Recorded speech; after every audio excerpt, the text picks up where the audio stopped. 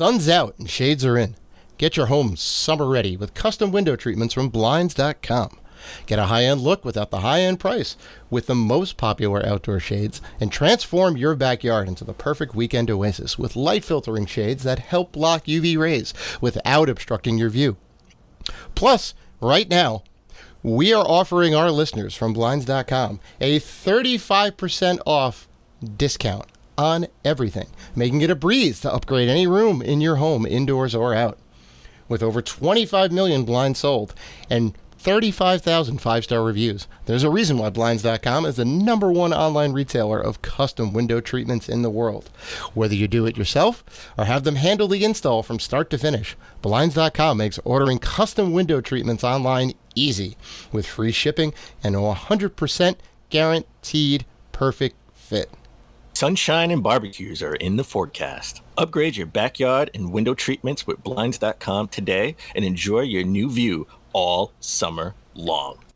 Go to the link in our show description to shop up to 35% off site-wide. That's the link in our show description to shop up to 35% off site-wide. Rules and restrictions may apply. Ideals like peace, freedom, and justice, they get packed up, but we can all go home. Well, I'm not going home. I'm gonna get on my boat, and I'm going upriver, and I'm going to kick that son of a bitch bison's ass so hard that the next bison wannabe is gonna feel it. Now, who wants to go home, and who wants to go with me?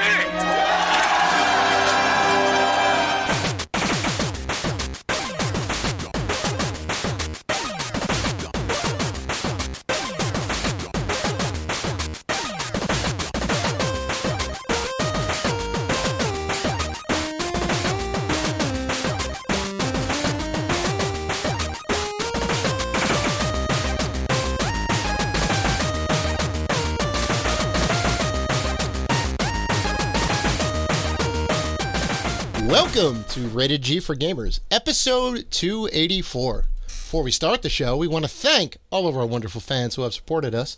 And if you want to show support for the Rated G Network, you can find us on Patreon at patreon.com/Rated G for Gamers.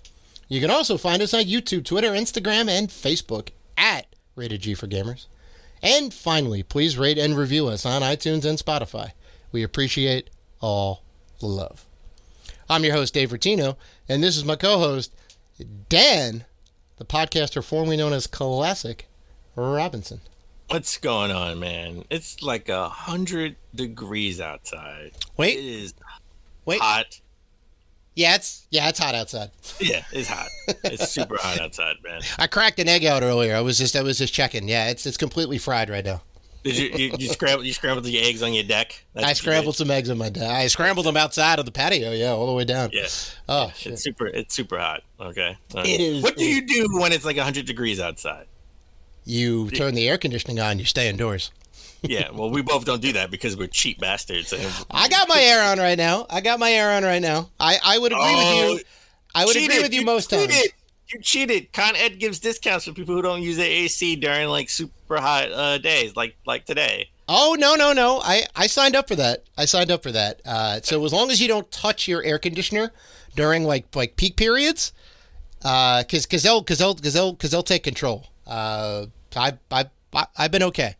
It's First of all, like a block away from me, there's a huge truck that's outside, and I thought, oh man, they're shooting a movie outside, you know? Because when you see like a huge truck that's just parked there, right? You're thinking, oh man, they're gonna start shooting a movie. No, yeah. That's a portable generator, a huge truck, which is the portable generator from Con Ed, right? Oh my God. Just to make right. sure and it's just running. Yeah. It's super noisy at night. Okay, I just wanted to say that. So, yeah, well, I mean, you know, if I had to choose between a brownout or a loud noise at night, I would take the loud noise at night. How about that? I choose option 3. I wish they were shooting a movie outside. I wish The Rock was out shooting a movie. That'd be all right. That'd be nice. Dwayne The Rock Johnson in Queens Boulevard. Yeah, that would make sense. Because you know what? You know why? For everyone, if you're new to the show, just so you know, Me and The Rock are twins. Okay, he's my older brother. We look just alike. Yeah. He's your handsome. He's your more handsome, buffer, more talented brother. Well, we have the same amount of talent, okay? I just can't raise the eyebrow, but I can do other things. Well, I mean, come on. The people's eyebrow and the people's elbow, right? That's right, well, that's a magical gift right there. I'm his younger brother. I don't do it for the people. I do it for the family, okay? I got the family eyebrow. I got the family elbow, all right? I do it for the family. I don't do it for the people. So he's my older brother. He's a little bit buffer. His bank account is a little bit bigger. A little bit. He's a little bit buffer. I mean, okay. All right. I'm about 20% of The Rock buff-wise. You see the guns. Right? You see the guns. I mean, do you have a permit? Do you have a permit for those guns? Because they're deadly. It's illegal. Yeah, that's a legal firearm. Okay. Yeah. Wait, are you saying it's illegal or it is legal? It's illegal right now. Okay. It's illegal. Okay. It's illegal. The permit is still out right now. I should be able to get it.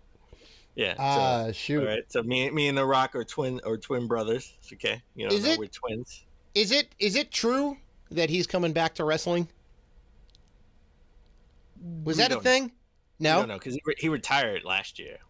Oh, so. he was still in it up until that point? Well, no. I mean, he hasn't made an appearance since like SmackDown 2019, when the first SmackDown on Fox, right? Okay, well, that's a lot more recent than I thought, to be honest. And then he retired. He said, like he just has so many movies in the pipeline, and insurance purposes, he can't really. Like, that's exactly right.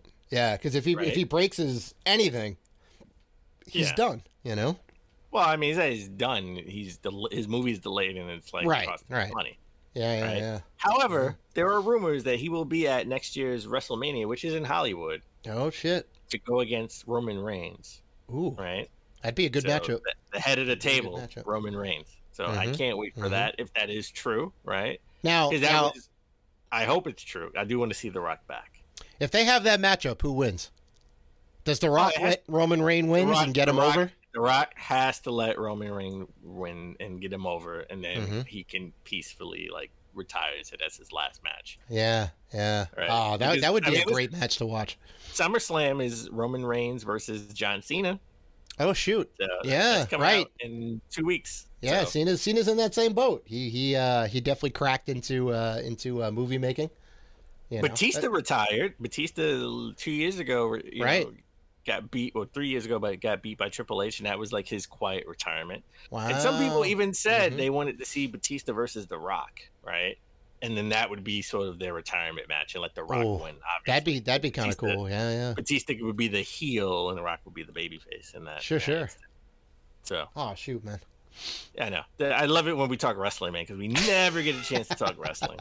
No. It's a little. I don't watch it all that much, but I mean, I know some of the major players now, and I mean, I used to watch when The Rock was wrestling back in the day. He was the best. Man. I know you're an Attitude Era guy, like me, just like the me, Attitude Era, and also the classic before. 80s era, yeah. Okay. With like Hogan and Sergeant Slaughter and Bam Bam and all them like. Wow, you brought up Bam Bam Bigelow, rest in peace. I know. You want to talk about being different? The man tattooed fire to his head. Yeah, he went all in on that gimmick, right? This was a man that wore black spandex with like fire all over it, and then added that to his bald cranium, right? Just flames. Oh. Yeah, I remember watching him. I remember watching it live. Bam Bam Bigelow versus LT at WrestleMania 11. LT? Yeah, Lawrence Taylor. It was him. Oh, that's right. When LT was like top of his game. Yeah. No, I think LT had just retired because that was like 95. Yeah. A couple years after the big Super Bowl win. Yeah. But yeah, 2 Super Bowls, which were early 90s. So, he had to retire, but he was still big, and he was huge, right? Like he was Michael Jordan type huge in football. Yeah. Right. He was a beast, man. He was a beast. So I still remember that. And he after that, he said he had lots of respect for wrestlers, but he would never wrestle again because it was too much for him. Oh, it's a workout. Like if anybody, obviously, it's fake, it's whatever. They put in the work, though, right? They are athletes. They have to be in top physical form. They have to make sure that they don't crush each other because they're doing moves where you could easily kill somebody. They have to make sure that it looks real enough and that they don't actually break someone's neck. I mean, and guess what? They're not jumping on a trampoline. That's wood. That's plywood. Yep. That's actual plywood with little cushion that they're actually being slammed on. Yeah. It hurts. Yeah. Okay? Yeah.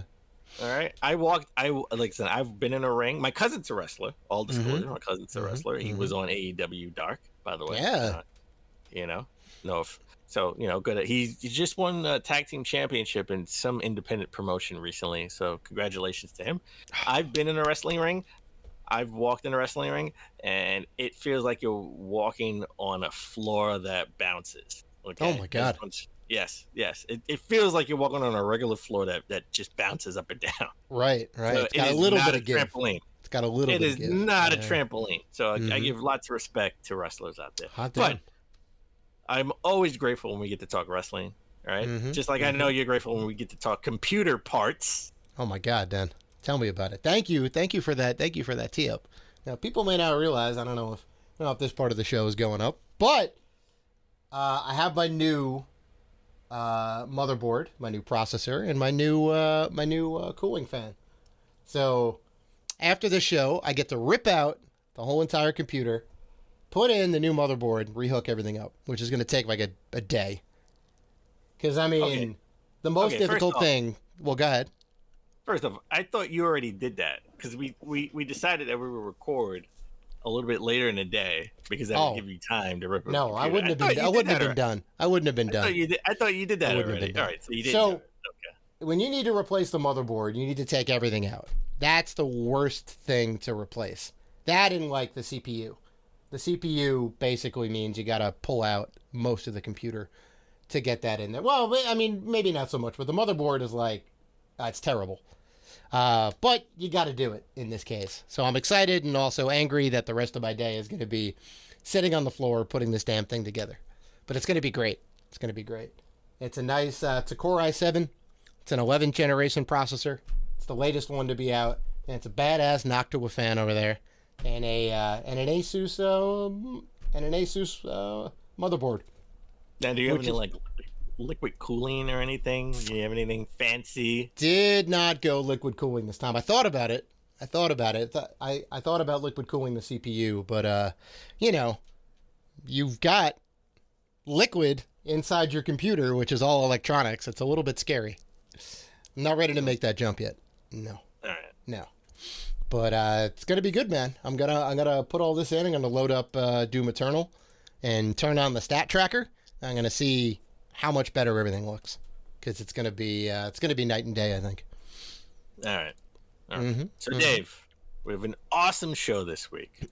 Coming up, we're gonna talk about the Nintendo Switch Indie World Showcase. Right. We're gonna talk about maybe Dr. Disrespect sort of opening up his own video game studio, which is kind of weird, exciting, all at the same time. And will this be a trend? Will Ninja be the next one to do it? But let's begin the show with a delay.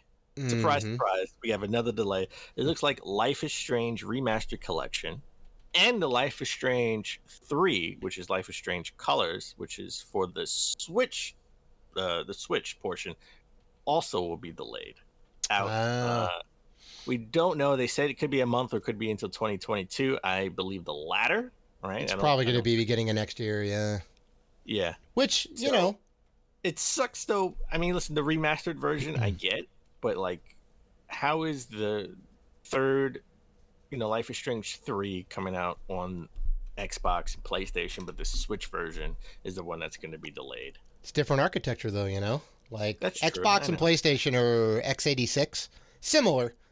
Similar that it's easier to port. I'm not saying it's easy, but it's easier to port. So, yeah, I mean, and it, it happens. I know that Square isn't going to want to, or Square Enix isn't going to want to push out this game early and get a bad reception. So I commend them for letting the devs kind of, push that off. They're like, look, it's not ready. I'm assuming they came through and said it's not ready. It's not going to be ready in time. Says, okay, we'll delay it when it needs to. So I loved the first Life is Strange game, and I told you 100% you need to play it. Like that is the game that needs to be next. I bought it on your recommendation, and I still haven't played it yet, so I need to make that happen. You're right. Listen, you know what?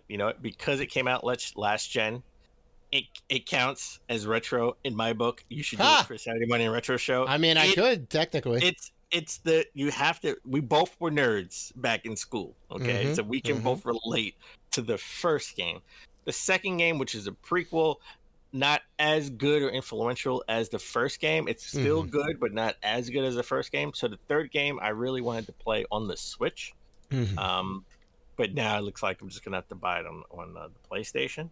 So definitely buy the first game. The collection, I wasn't, I know the collection is delayed. I wasn't so keen on buying the collection because I already have the special editions for the PS4, both of them. Right. So I wasn't big on buying them. Maybe I would have bought it on the Switch, but they're being delayed unless they're going to add new things to it. This is probably something that I would say I'll wait on and see if it's discounted. I mean, maybe you'll get like an art gallery or something, but I think it's just going to be the games as is. Yeah, but see, even with the art gallery, I already have the special editions, which come with art galleries. I mean, I don't know. I just don't think there's going to be much if they even add anything to it. Yes, I'm not so mad at the collection per se. I'm more sort of concerned with the Switch version of the third game, which is the new game that's coming out, right?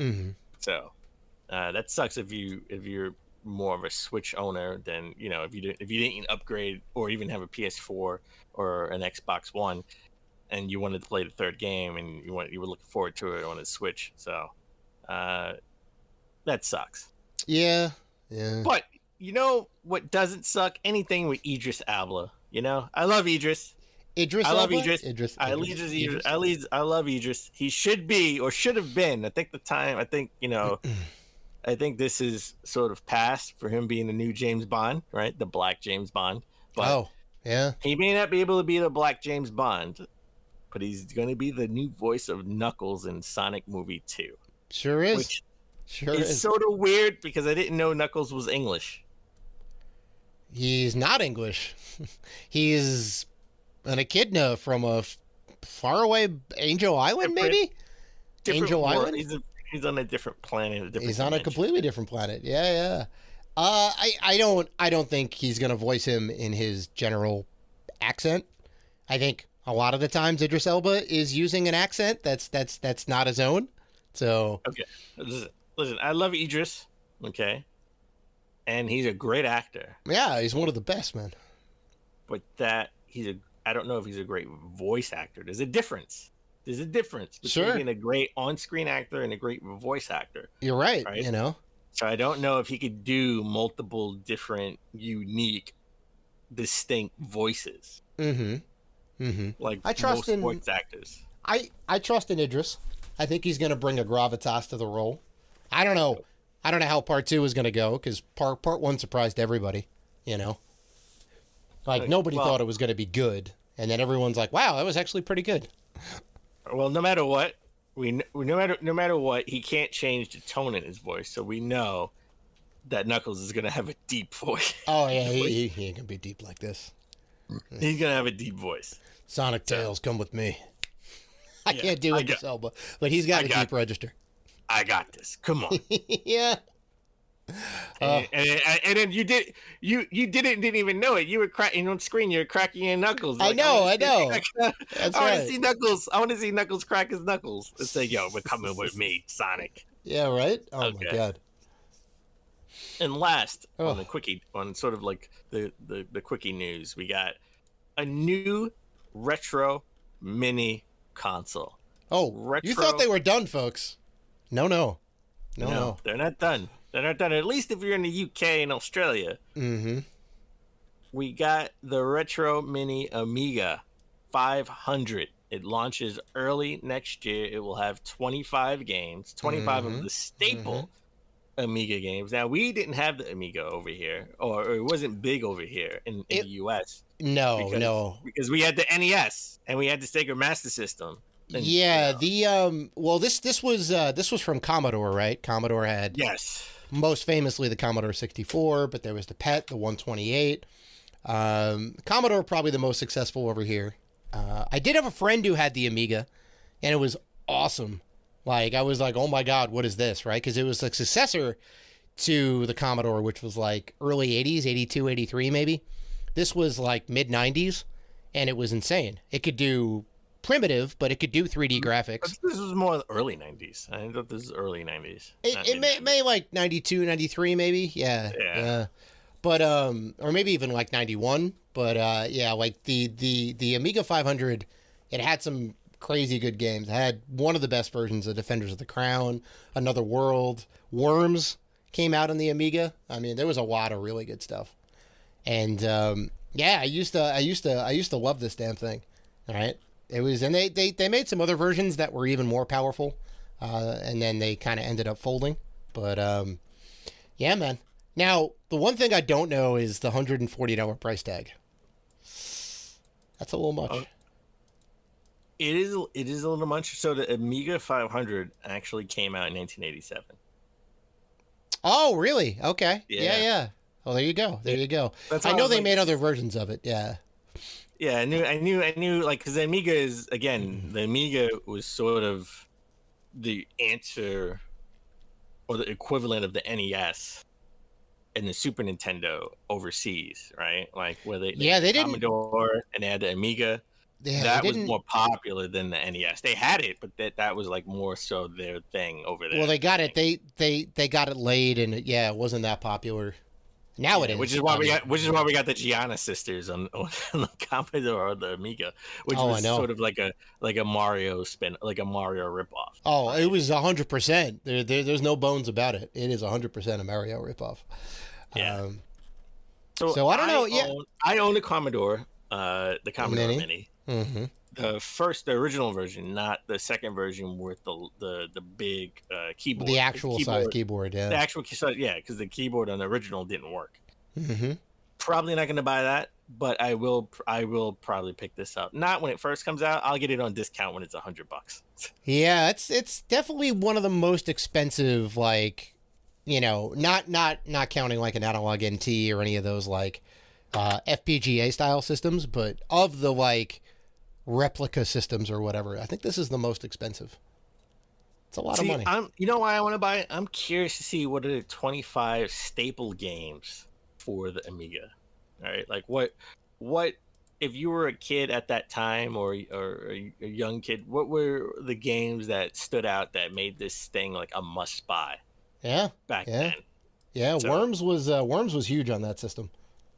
100%. And Another World and Out of This World, I think both those games were on it. They were the ones that were they were all rotoscope, so like it had really like nice motion because it was all like kind of drawn over like actual motion frames. And it was that like puzzle action adventure game and it came out on Super Nintendo. I think it came out on Genesis too. But it was like severely pared down to what the Amiga had. I mean, it was just beautiful on there. But yeah. All right. So Dave, as we always try to start the show, but epically fail. What have you been playing? Oh, still playing the Ascent, man. Still playing the Ascent. I know you want me to say I'm playing something different, but I'm still playing the Ascent, and it's great. I haven't played it yet. I still have Games Pass, the trial version. Well, I have the 3-month trial version. Yeah, you should get on because it has online multiplayer. I'll try it. I'll try it out. I know it's a difficult game though. They said it's a game that you really should play in multiplayer because the single player is just really difficult and it's hard to get through. You can definitely die a lot. I mean, you can also grind out, which is what I did at some various points to kind of get my level up. I'm pretty good now. And thankfully when you die, it's not very like the only thing you lose is a little bit of progress, but you do get to keep all the weapons you pick up, all the armor you get to pick up, any experience stays. If you didn't make it to the next checkpoint, then you get like put back at the previous checkpoint. That's the only thing. Gotcha. Which is not that bad, all things considered. There are some tough areas that you got to keep going through, but mostly it's pretty good. So, Okay. How about you, Dana? Now I know. We talked about it a little bit before the show. You're playing. Well, I don't want to ruin the surprise, but I think you got a good game. Well, it's something that we're gonna, go a little bit deeper in during the stories, the lead story, right, to start the second segment of the show. Mm-hmm. But I've been playing Axiom Verge 2. Yes, it had a surprise launch. I bought it on the PS5, and this game is excellent. And I'm going to retroactively put it in my half game of the year conversation. Wow, this guy. Yes. Wow, yes. He's already shuffling stuff around. He's like, this game is that good. This game is that good. It is not. I still don't think it's as good as the first one. It's a prequel to the first one. Mm-hmm. Okay, but I still don't think, because the first one was sort of a one-to-one. It was more of an homage, not a one-to-one. It was a homage to Metroid.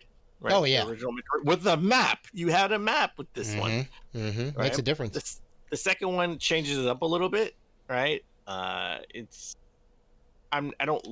still like the first one better. Put it that way. As of right now, I'm like 2 hours in. I still like the first one better.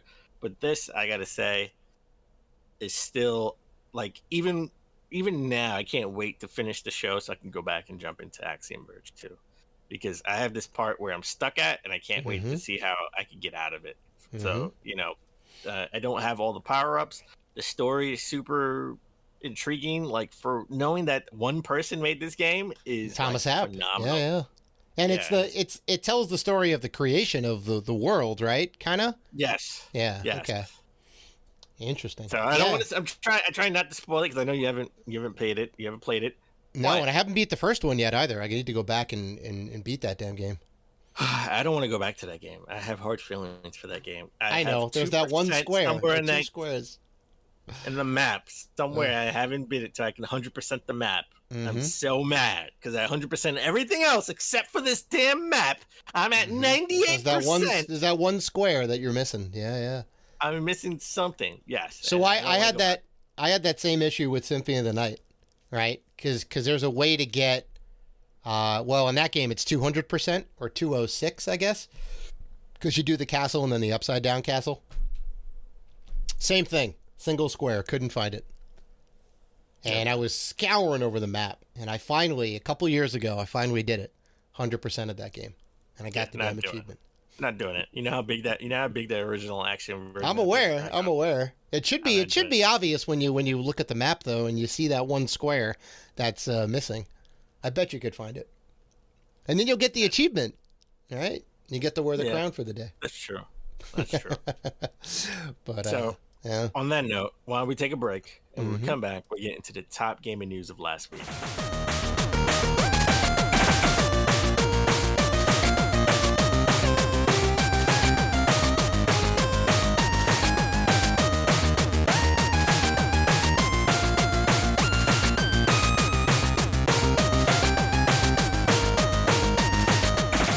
And we're back. Let's get into the top gaming news of last week. We had our Nintendo Switch Indie World Showcase in August.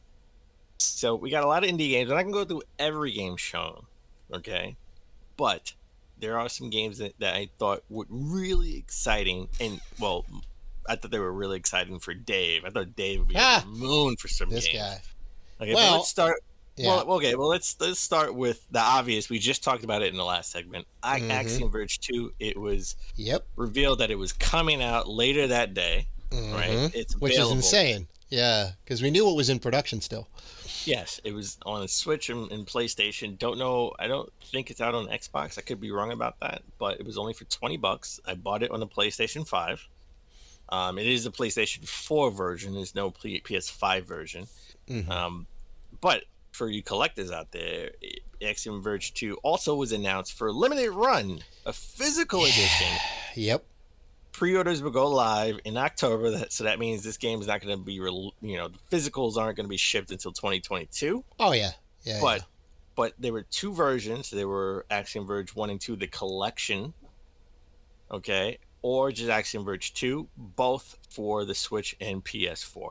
Did they make a physical of the first one? I forget. Is that a thing? Yes, I have. Okay. I have the special edition for the Vita. I have the special edition for the Wii U. I have the PS4 and the Switch version of it. They never made a physical for the Xbox though, but you can buy it online. Did they make a digital version for the Xbox? Yeah, you can buy it online. Okay. You can buy a digital version, but no physical version. Wow, interesting. That like Wii U version has got to be worth a good chunk of change. The special edition, I don't know, not yet. Give it a couple of more years. And the Vita. I think it's gonna. Yeah. And the Vita version. Don't forget about that. Probably that too. Yeah. So I am super hype. I am on the fence whether I get it this year or do the limited run thing and get it next year, because I really want to play it, because I feel like it could be, if not yours, it may be my Game of the Year nomination, and I think it deserves some justice this year. So I may just have to break down and play it. So look, I love the first one. I didn't do it when it was, Bloodstained: Curse of the Moon 2, right? I didn't do it for, Blastmaster 3, right? Blastmaster 3 came out like a couple of weeks ago, and the physical versions are probably not going to be released until next year. Yep. All right. I didn't do it for Spelunky 2, which came out last September, and still doesn't have a physical release yet. I don't think so. I have to check. I have a list of all the limited run games that I buy, right? So I don't lose track of them. So I don't know. Correct me if I'm wrong. I don't know if Spelunky 2 has been released physically, so I have to check that list. I could be wrong, but I didn't. I'm still waiting for that physical release. I couldn't wait for Axiom Verge. I love the first game. I have it for every system except for the Xbox, because it's only digital. So I had to spend the $20 to buy it on the PlayStation, and then I'll spend the $40 to get the physical edition, right, for the Switch when it comes out in October. So it is my half game of the year. Still. Wow, there it is, retroactively Dan's half game of the year. All right, I'll allow it. Okay. Then we got Tetris Effect. All right, Connected arrives on the Switch, where you can play online, and that's coming out in October. Right, a lot of games coming out in October. The Switch OLED, Metroid Dread, right? Sure. Tetris Effect is all coming out. It's gonna be a good holiday for Nintendo. They got a lot of stuff coming. So don't know if this is gonna be a physical edition, but I knew you would be all about this because you love Tetris. You love Tetris in general, but you love Tetris Effect. Tetris Effect was awesome. The PlayStation 4 version with like the VR headset was amazing. Now this is, I'm pretty sure this is the same one that was on Xbox. So I wasn't over the moon about it, because like I already knew that there was the Xbox versions for it. So it's nice that it's on the go. I don't have the connected version. I'm probably going to buy it for the Switch, because you got to have a good portable Tetris game. And the last one, the Tetris Cross Puyo Pop 2 or whatever it is, Puyo 2, was the last good Tetris game to come out, I think, for the system. Well, besides Tetris 99. But so yeah, I'm gonna get it. Okay, all right. And then they started the show off with this, and I said, I text you right away as soon as I saw it. You had no idea what I was talking about because you didn't see it. You didn't watch it live. In a game I knew you would be excited for, and I text you right away, but you weren't watching it live, so you had no idea what I was talking about. But this is a game that you've been looking for a sequel for that you probably still will never get a sequel to. Oh, I don't know about that, But we're getting a spiritual successor to it, right? And that's Bomb Rush Cyberfunk, which is a Jet Set Radio inspired like game. Oh, no. It is Jet Set Radio. Christ. Yeah. Same aesthetic, same art style. Yeah, guys are doing graffiti. The only difference is it's skateboards instead of like rollerblades, which is fine by me, It looked cool. It is definitely Jet Set Radio. Yeah, because you got the game you wanted, right? And I'm like, what are you talking about? Because I saw all the, Nintendo always cuts up the videos into their own trailers and then puts that all out as well as the big indie performance thing. And I saw Bomb Rush Cyberfunk. I didn't click on it to watch it yet. I'm like, okay, is that the game? I watched the presentation. First game out of the gate, Bomb Rush Cyberfunk. So. Do you like the name? Bomb Rush Cyberfunk? Yeah, it's cool. It's not Jet Set Radio, but it's again, it's a 3-part name, right? Jet Set Radio, Bomb Rush Cyberfunk. So yeah, it's okay. Is it's Jet Set Radio, right? Come on, Sega, Sega, just buy the studio and yeah, just make it a Well, Jet Set Radio. it's funny you mentioned Jet Set Radio because Beat, one of the main characters from Jet Set Radio, is a playable character in Super Monkey Ball, the new one. Yes. So they are just like skirting around it. And so is Sonic and Tails. I know. Like that I get. But like Beat, you're just gonna put Beat in your game? A tiny little dude inside of a ball. I'm like, I'll take it, but you got to make a new Jet Set game. Ugh. And then the next day they showed off a game that you thought was, or at least in your top 3 games of PAX of 2020. Yeah, man. Shovel Knight Pocket Dungeon. You loved this game. You were all about it. It was great. It was great. I mean, I don't know if you got a chance to play it at PAX 2 years ago. I didn't. I watched you play it a little bit. I didn't get a chance to actually play it myself. But this is more so a game I would think is suited for you than more so than me, right? Like, well, I still want the 2D platformer. It's not that. No, it's 100% not that. It is them taking Shovel Knight into a new genre, right? That's doing something different with the IP. But you do get the nice Shovel Knight wrapper around it, so you get to play as all your favorite characters. You get to go up against all your favorite enemies, right? And it's got the same pixel art style, so yeah, man. Okay, that's good. That's good. A game that I'm looking forward to because I'm not really big into tactics games, but unless you put a good skin and good mechanics, a la Mario, right? Like Mario plus Rabbids. I like Gears of War Tactics. I like the idea of it. It was just too complicated to sort of use. We got Metal Slug Tactics, right? And that's coming out. There it is. We thought it was PC only because at E3 they did say only PC. Well, they said PC only, but yeah, we were. It's coming to consoles, and now we know it's at least coming to the Switch. Well, right? I think we said that. One of us said that. It's like it's totally coming to a console. Like it has to. Yeah. Right. And Switch is the right console for it, for sure. Now you can play it on the go. And they'll be out in 2022. Looking forward to that. I definitely want to try this. This is Metal Slug, not the 2D shooter that we come to know, an arcade shooter that we come to know and love, right? They're taking it and put it in, a tactical arena. Grid-based, I definitely want to try it out and see if I like it, if they make it interesting, if they make it easy to use and put a sort of semi-interesting story to it, right? Like Mario Rabbids. So I'm into that. And lastly, a game that we sort of got into at the end of PAX 2020. You dragged me to this booth, by the way. I did in full costume and all because you were cosplaying. Boyfriend Dungeon, where you get to date the weapon that you use. That's and right. You have to keep the weapon sort of engaged. Well, when you use it, you have to, literally date it in spirit, right, and keep it happy. Yeah, and you get to use the weapon, which is an interesting take on it.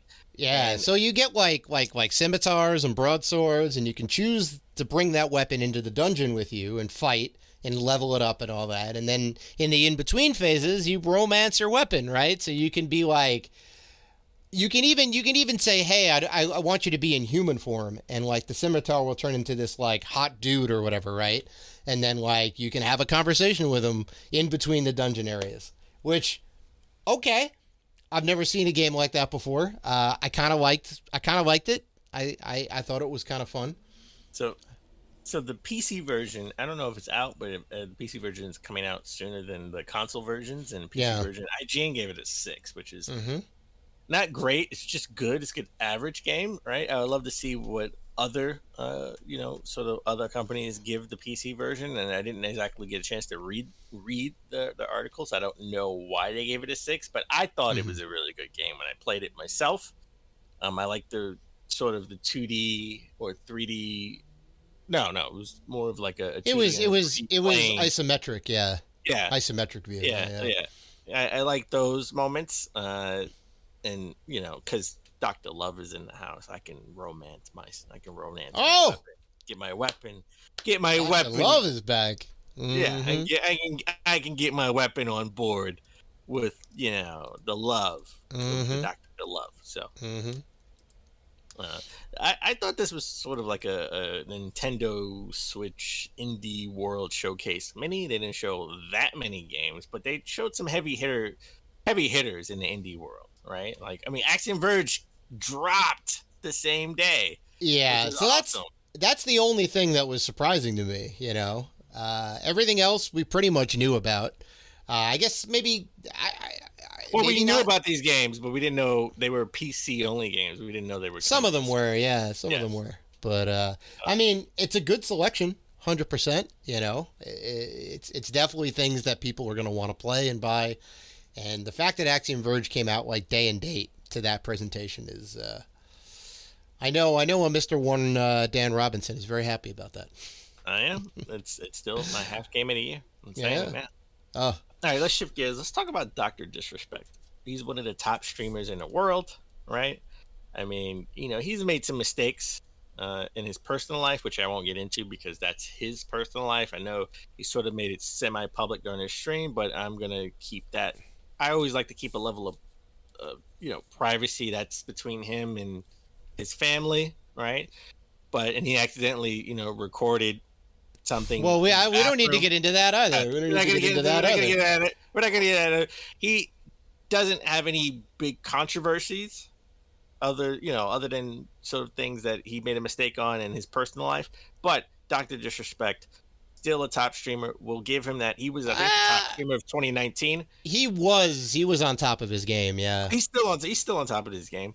He is starting his own video game studio. Okay, and he shares ideas for a vertical battle royale game that he wants the studio to work on. Mm-hmm. And I'll be honest, this is ingenious, right? Like, I mean, he's a streamer, and this is the world that he does. He does a lot of big Call of Duty games and Apex Legends, right? This is the more realistic style shooters. This is the thing that he does, and he makes it entertaining. People love watching him. He's not a Fortnite player. Like, that's Ninja, right? So I could see him making, he's obviously not a coder. I don't think he is, at least. So he's not going to be, soup to nuts making this, but he's going to have more so the input on sort of the ideas for the game, for the battle royale, and maybe, things that he would love to see in other games that he's playing that they don't have. I could see this being something that could work, right? I mean, I don't know. I don't. He's got to have a golden ticket of an idea to do this. Because everyone I got ideas for video games, but there is a reason I don't go for it. Dave, we gotta bring your ideas to fruition. No. There is a reason. There is a reason why. Because everybody and their mother has the same ideas. Everybody has the great idea in their head, and to be able to go forth and create that game, right? It's like, okay, I will give you bronze level. I got some bronze level ideas for games. We can make this happen. Come on. No, you gotta have a golden idea. Otherwise, it's not worth doing because it's a lot of money and a lot of time. And it's a minimum of like 2, 3, 4 years, right? I mean, you remember seeing Panzer Paladin, which just came out this year, like 2.5, 3 years ago at PAX. All right, it took them forever to put that game out, and even you said at the time, it's like, yeah, I mean, it's cool, but it needs to go back in the oven for a little bit, right? Look at Axiom Verge 2, right? That game's been in the works for at least 4 years, right? The first game was like a 4-year production with one dude, right? But he had an idea that the game was going to be good, and he ended up putting that out there, so. But he didn't know if the game was going to be good. I mean, it was one guy with his focus and vision. Yeah, you kind of have. It's a disaster. Sometimes it does, but I mean, you got to have some sort of idea that, or at least you have to think that your game is going to be like something, right? I mean, just kind of. All right, let me ask you a question. Let me take this in a different perspective. If any studio came to you, right? The Coalition, Naughty Dog, anybody came to you and said, Dave, we need an idea for a game. Nope. What? I wouldn't do it. What direction would you take it in? Mm-hmm. Like, would you come up with a retro style game or a more modern style game? What would you want to? What kind of game would you want to be involved in the creation of? I mean, whatever the well, here's the thing. Whatever the the trends are out there, right? Like, you want to make a battle royale game, everybody's making a battle royale game, right? And they're all there in various degrees of quality, right? You've got your Paladins, you've got Smite, you've got Fortnite, King of the Heap still. Apex, I mean, Activision Blizzard is getting into it, and they're doing Warzone and stuff. So even the big players who have a ton of money, they're getting into it. So I would do a game that's completely left field. It'd have to be some original creation. Because if you do that, right, if you're proposing a scenario where the company comes to you for whatever reason, right, and they're like, look, we have a lot of money, we have a studio, we want you to be the creative lead on this, and what is your vision for a video game, right? That's the ultimate thing.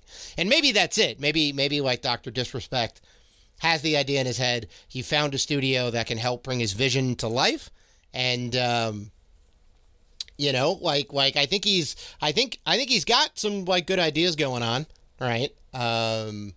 And he put out some concept images for it, and it could be good, but it's an uphill battle. I would want sort of a Ninja Gaiden style game, modern Ninja Gaiden, not the old school Ninja Gaiden. We already got 2 versions of those, right? Mm-hmm. The old school Ninja Gaiden. I want a new Ninja Gaiden style game, sort of easy mode, not From Software style hard Ninja Gaiden style games. So you want Sekiro, which is already out. I don't want Sekiro because Sekiro is hard. I want more. Oh, not a Sekiro. Ghosts of Tsushima. Ghosts of Tsushima is that game, right? And they did it beautifully. They did it beautifully. I want another Ghost of Tsushima. Yes, I want a Ghost of Tsushima. See, that's the whole thing, right? It's either a game that's a style that's been done, a game genre that's in vogue right now. It's very hard to do. And if you don't know how to code, then you got to have a golden idea, right? Because, not to take away from game design and all that stuff, but there is a lot of work that goes into actually coding it. And, a lot of people don't necessarily realize that. Even if you use stuff like Unity and whatever else, you still have to build the game world out, the logic and all that stuff, and you have to kind of put that all together. And hopefully it's a really good idea that people kind of latch onto. But yeah, I don't know. I don't necessarily think. I'll say this: I don't necessarily think that people that play video games would make great game creators, right? I will take it from that standpoint of not every great athlete can make a great GM or owner. 100%, right? Michael Jordan, best basketball player ever. Right. Right. Is a terrible owner or GM, right? Right. The Charlotte Hornets or / Charlotte Bobcats prior made the playoffs twice and got swept both times. Yeah, right? Yeah. So he's not a great evaluative talent because in his mind, it's a different why can't you be like me? Right.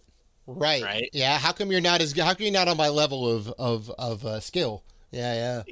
So yeah, I don't know. This remains to be seen. We don't know. I don't know if this has ever been done before, right? I mean, streaming is a practically new thing in the last couple of years. No, there's been a lot of people who have made games who have been streamers.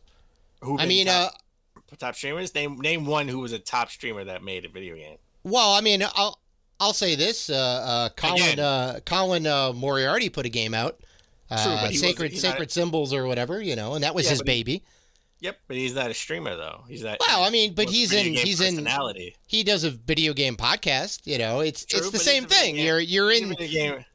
Yeah, he's a video game personality, and I don't think he had. Yeah. And I do follow Sacred Symbols. I think he more so published the game. I don't think he had a hand in the making of. I think it was his idea. It was his kind of thing, and apparently it's a pretty damn good game. Yeah.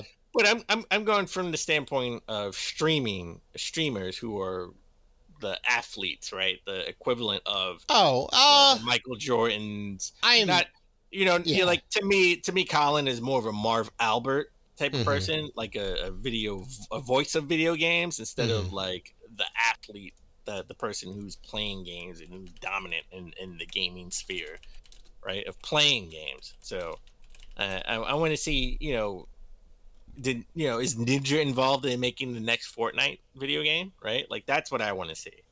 I mean, I'm sure he's being used as input for some of those games, right? Because he's got some insight into those games, and I guess Dr. Disrespect too, right? He's got insight into the games because he knows, say Apex in this case, like he knows that game intimately well, and he knows what works or what he likes about those games and what kind of brings him back to keep playing that game like over and over again. So they certainly do have a ton of insight that normal gamers don't necessarily do because they play the game day in, day out, like 24/7. So, it puts them in a unique position for sure. Fun fact: Shovel Knight, the people who made Shovel Knight went to Colin before he was Kind of Funny. He was with IGN and said, "Hey, we know you love Mega Man. This is a game you may love." And he's the one that really put the shine on Shovel Knight. So Shovel Knight being as popular as it is, really we owe a debt to Colin for that, because he's the one that put that out there while still at IGN and then at Kind of Funny. Sure. But I would love to see how this works, right? Like if Dr. Disrespect can come out and put out a really good battle royale game that's very popular. I mean, right? I hope so. Still keep his level of popularity, right? With that. So, because then that would lead to more streamers having not just input with games, but starting their own game studios and putting out games. Yeah. So let's see how that could be works. a great thing, Could be a great thing. Yeah. But Dr. Disrespect, really good at Call of Duty. And I know the last 2 weeks we've talked about the, all the drama surrounding Activision Blizzard, right? But all of that drama, they still haven't announced the new Call of Duty for 2021. But that may be changing next week because there's a leak out there that says the new Call of Duty game will be called Call of Duty Vanguard. It will set place in World War II. Surprise. Jesus. And it will. And there's other theaters of war. You can fight in the Pacific, and that was also part of World War II. You can fight in North Africa. That was part of World War II. Christ. And they will be.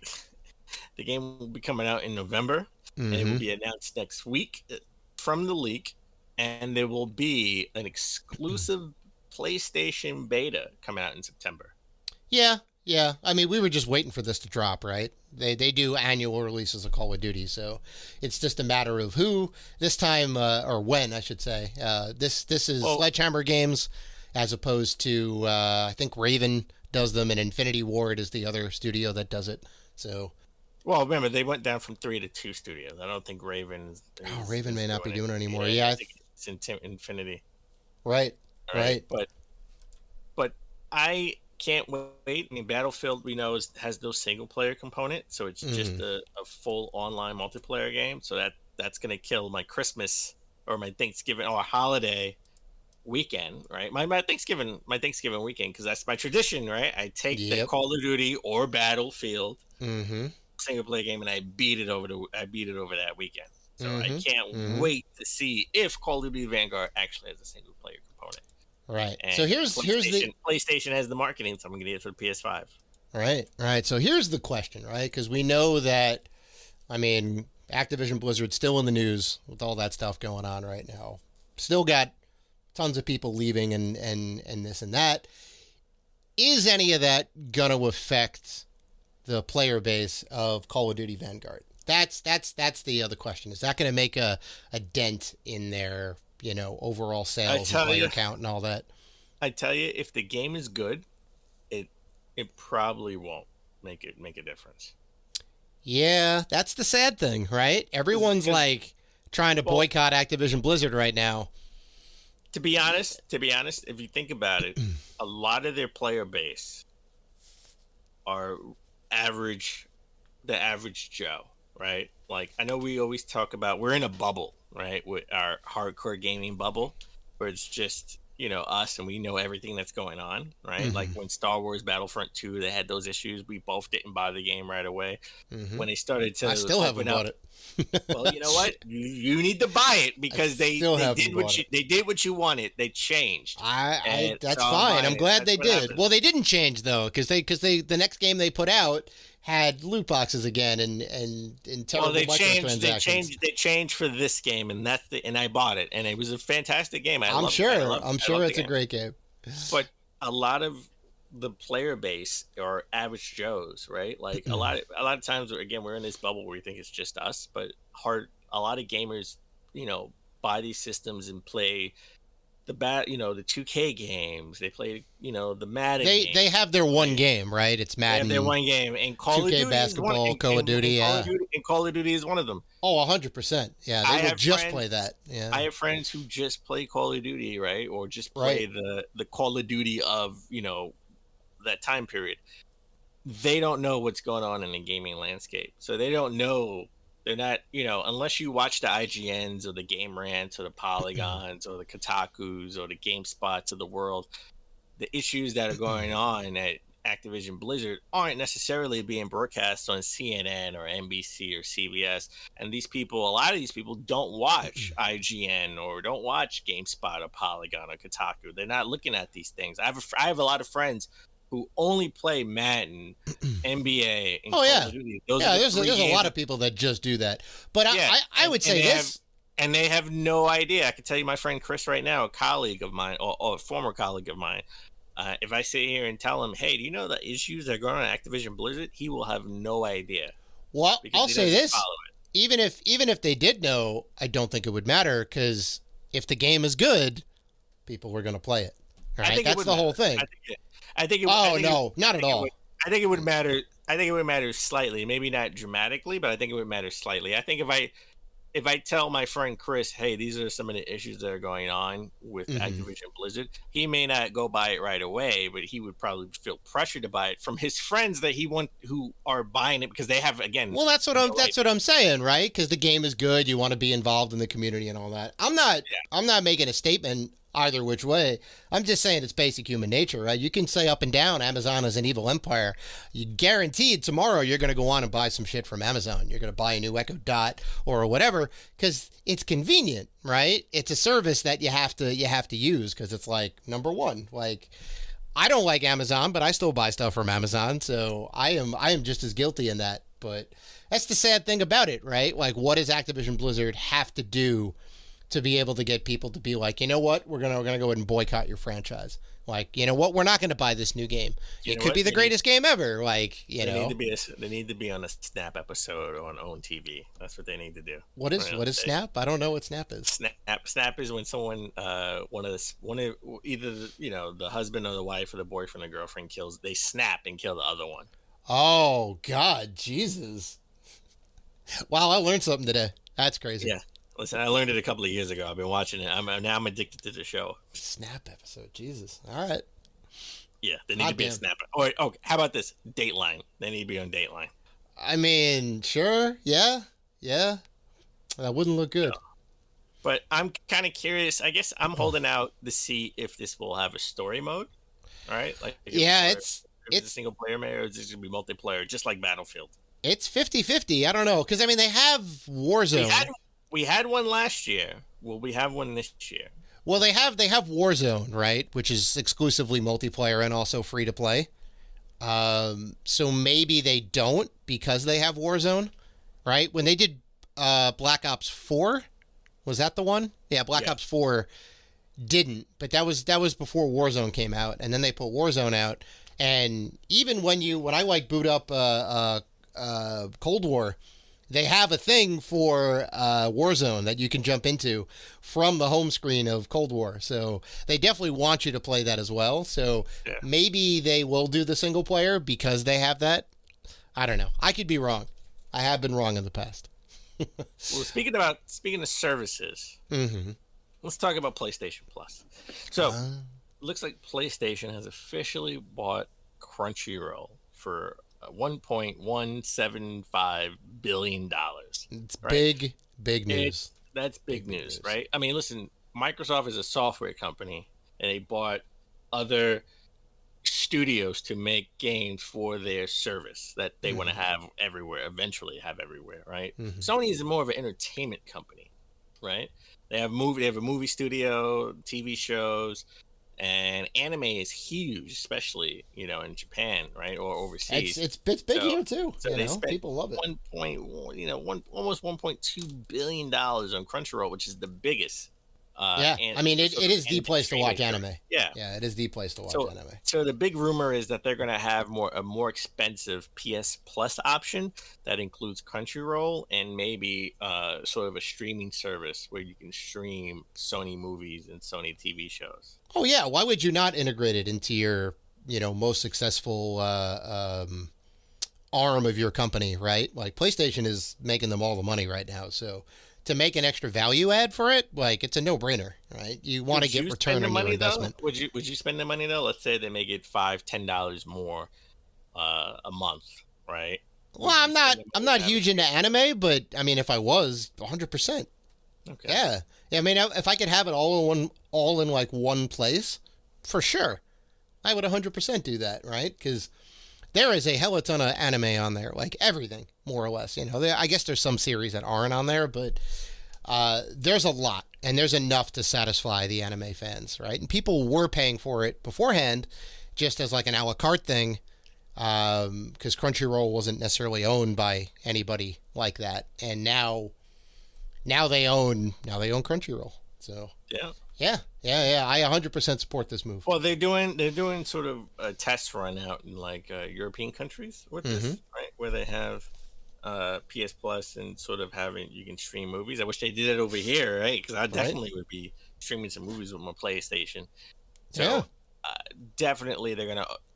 The question isn't will they do this? They definitely will do this, in my opinion. The question is how much will the extra value be, right? Yeah. I don't think you can go more than $10 with it. I totally agree. I think for an additional $10 a month, the equivalent, right? Or maybe like $130, upfront, right, for the yearly subscription, something along those lines, right? You can do that. I would totally agree. Yeah.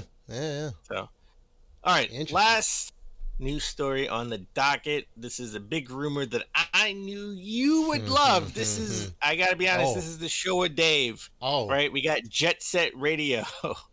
We got Jet Set Radio in this episode. We got Axiom Verge too.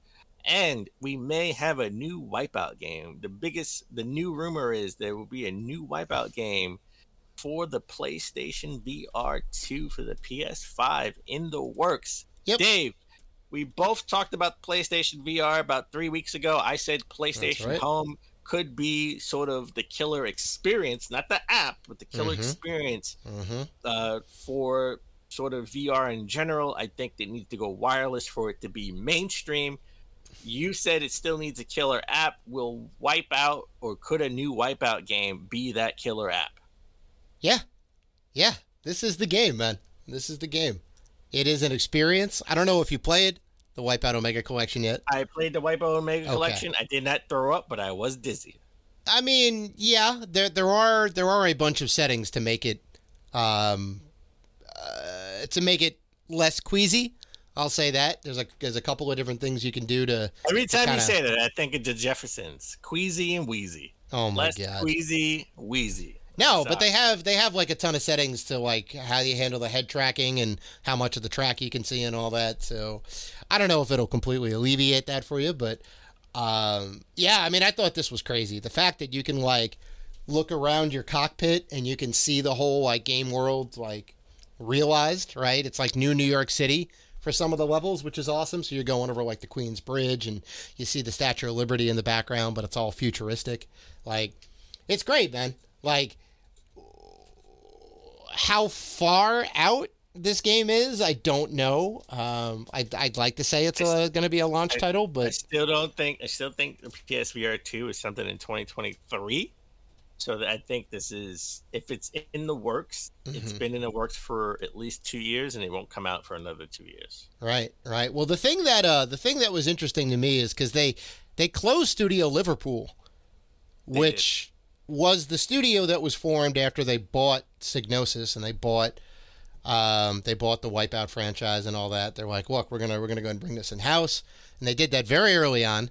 And the studio Liverpool was the kind of team that kind of handled it, and then they disbanded them. But apparently they're back as Studio Sony XDev, right? So that's awesome.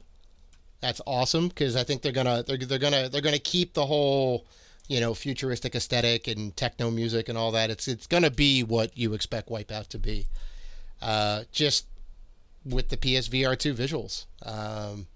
Yeah, and I think they kind of said that they're working on it because there was like there was some fear of like it getting leaked or whatever. So they kind of came out ahead of it and said, "Hey, yeah, we're kind of working on this thing. We don't know when it's going to come out." So, and it could get canceled if it doesn't live up to expectations, right? So it's something that they came to fruition and said they came up front and said they were working on it, but we don't exactly know what they're working on, right? Right. Like, it could be just a concept for all we know, right? We don't know how far in development it is, right? This is sort of where Jason Schreier would come into play to get more details. I think, again, this is just another killer experience and not the killer app, because I think the killer app is wireless. If they can go wireless with that same quality, right? And I know the battery life is important, minimum 2 hours. If they can go wireless, 2 hours, affordable, then VR itself could go more mainstream than ever, right? Because it'll make a difference. Yeah, it'll make a big difference. Think about all the movies we saw in the 80s with VR, right? It was all wireless, right? It was everything. Some of them, yeah. You put on the headset and you're like, oh my God, this is the future.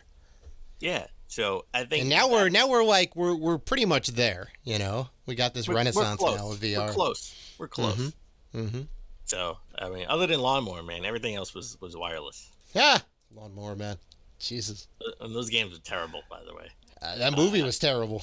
I love the movie. Get out of here. Get out of here. That movie was terrible. And the CG. Was amazing. Go back and watch it again. That movie was amazing. Listen, James Bond never looked so good. It was amazing. Get out of here. I can't go back and watch that movie again. Go back and watch that movie again. I can't let you get away with that. Go back and watch that movie again. Tell me what you think of it now.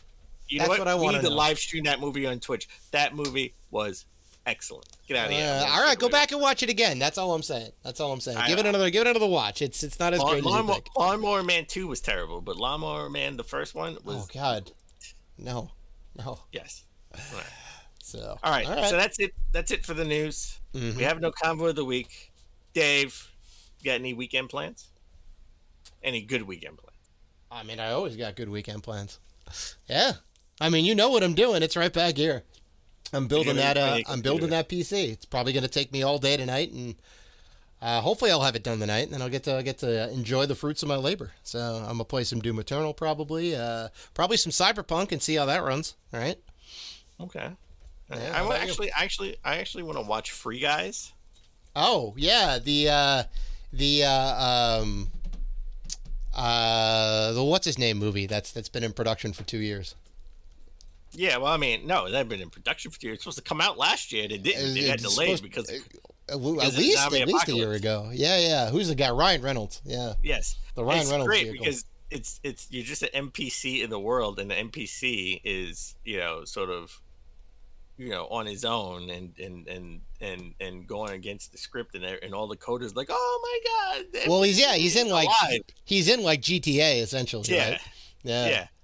So I want to see that. I want to play more of Axiom Verge 2, and maybe jump into a couple of retro games that I could potentially talk about on Saturday Morning Retro. So that's pretty much going to be my weekend. It's supposed to rain today, so no beach for me. Maybe tomorrow, we'll see. Definitely, if I can, I want to go to the beach at least maybe one day this week or next weekend. So, summertime's coming down to an end, man. Summertime officially ends September 20th. Just so you know. Yeah. Oh, I'm aware. So, okay. All right, that's episode 284 in the books, folks. We want to thank you guys for listening to the show and liking, commenting, and doing all the good stuff that you guys do.